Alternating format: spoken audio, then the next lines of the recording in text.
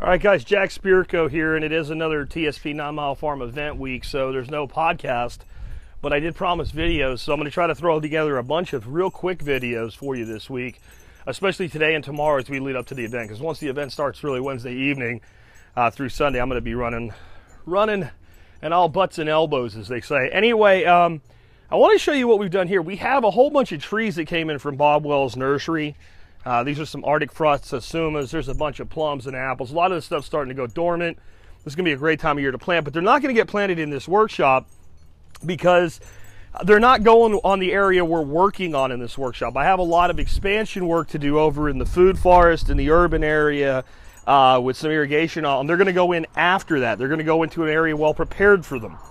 So they're going to be in these pots for a month to 2 months, depending on which ones we're looking at. So I decided I wanted to give them a bit of a kickstart. And if you look in here, there's just all kinds of yummy goodness in there. There's different support species. There's some daikon in there. There's some different clovers. There's some vetch. You can see that's vetch right there coming up. And almost everything except the daikon that's in here is a perennial. And the reason I did this is, number one, every time I plant a tree now, into my well-prepared areas, it's going to be just like I put a little plug of perennials in. That one might need a little bit more seed. Yeah, there's some medics and other subclovers and stuff in there.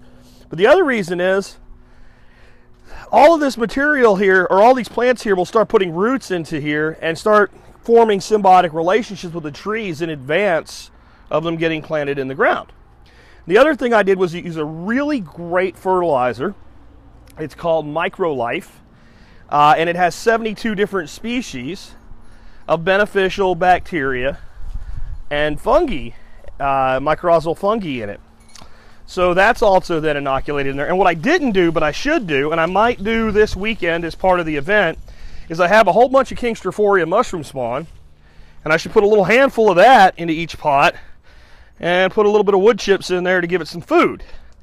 And that's probably what we'll do. So if you ever have potted trees that you can't just put right in the ground, this is one way to kind of give them a kickstart in advance. And we'll have another one for you in a minute.